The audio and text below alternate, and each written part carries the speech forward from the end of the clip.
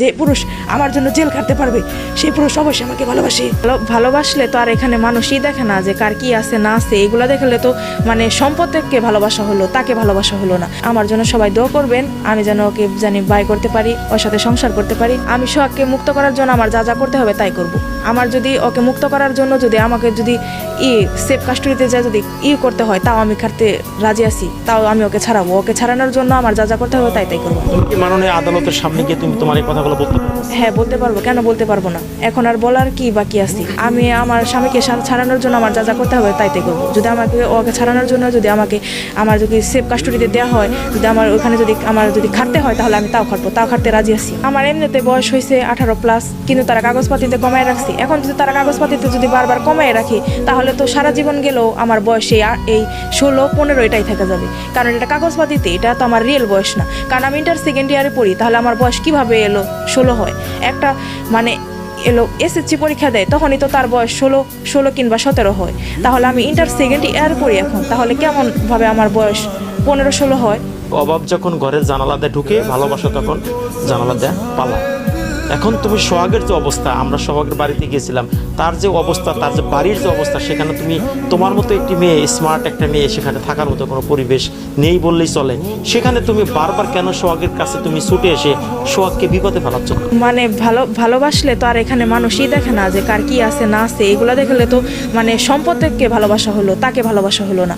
কারণ আমি যদি দেখতাম ওর বাড়ি ঘর আছে নাকি কি আছে, তাহলে তো এখানে ওকে ভালোবাসা হলো না, তাহলে ওর সম্পদকে ভালোবাসা হলো, ওর কি আছে না আছে ওকে ভালোবাসা হলো। আমি ওকে ভালোবাসি, আমি ওর সাথে ভালো থাকতে পারবো, এটা আমি বুঝতে পারছি যে না আমি ওর সাথে ভালো থাকতে পারবো। আর ওর সাথে আমার শারীরিক সম্পর্ক হয়ে গেছে, সব কিছু হয়ে গেছে, আমার বাচ্চাও হয়েছিল, বাচ্চা কনসিভ করছে, এটাও নষ্ট করে দিচ্ছে। এইসব ভাবতাছি, এইসব বিষয় এখন আমি অন্য কোনো পুরুষের যদি বিয়ে করতে যাই, ওই পুরুষকেও ঠকানো হবে, তাহলে কেন আমি এই কাজটা করব? তার জন্য আমি ওর কাছে বারবার চলে আসতেছি। তুমি সেই অভাবটাকে মোকাবেলা তুমি করতে পারবে? হ্যাঁ করতে পারবো বলে তো আমি 4বার আসছি। আমি যদি 1বার আসতাম, 2বার আসতাম, তাহলে হয়তো বলতে পারতেন যে না এই মেয়েটা থাকতে পারবো না। এত বারবার আমি তো সব কিছু দেখতাছি, পরিস্থিতি তো দেখতাছি, আমার বাপে আমাকে নেওয়ার জন্য কীরকম করতেছি, তারপরও আমি আসতেছি, তার মানে তো আমি ওইখানে থাকতে পারবো বলে তো এত বারবার করে আসতেছি। তুমি 4বার চলে আসছো, এটা কি সোহাগ তোমাকে 4বার মধ্যে কতবার নিয়ে আসছে আর তুমি কতবার আসছো? সোহাগ আমাকে 1বারও নিয়ে আসে না, আমি প্রতিবারে আমি আসছি। আইসানে ওকে আমি বাড়িতে পাইছি, তারপর ওনারা দেখে আমি যাওয়ার আগেই আমার ওরে ধরে ফেলছে, ধরে পড়ার পরে তারপর আমাকে পাইছে, পাওয়ার পরে মানে ইটি কইরা তারপরে পুলিশ টুলিশ আনে, তারপর আমার নিয়ে গেছে। একবারও আমাকে নিয়ে আসে না। আর এবার তো আমি আসছি, এবার তো জানি না, আমি যাইসা পড়ছি ওইলো কারাগারি, তারপরে আমি আসছি ওর যখন 25 দিন, তারপর আমি এসে আমার আশা, কারণ সোহাগ কখনো আমার সাথে এরকম করবো না, কারণ আমি জানি সোহাগ আমাকে অনেক ভালোবাসে দেখেও আমার জন্য জেল খাটতাছি।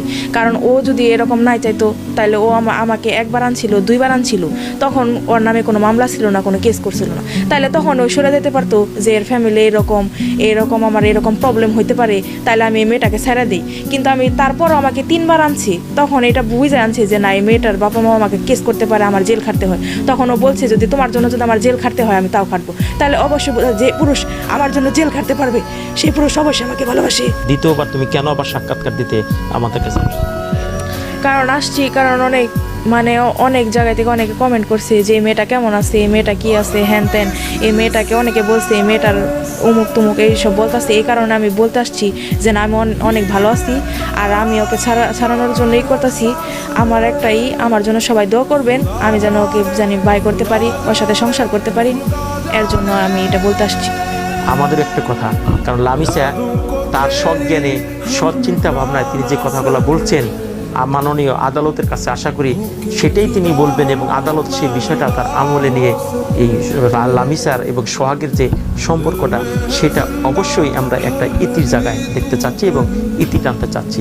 সে পর্যন্ত অপেক্ষা থাকুন, এবং আরও যদি লামিসা যদি পরবর্তীতে তার আপডেট জানানোর জন্য আমাদের কাছে আসে, আমরা অবশ্যই আবারও তার ভিডিও আমরা প্রচার করব, আপনারা দেখতে পাবেন দৈনিক সকালের বার্তা 24.com চ্যানেলে। সবাই ভালো থাকবেন, আল্লাহ হাফেজ, আসসালামু আলাইকুম।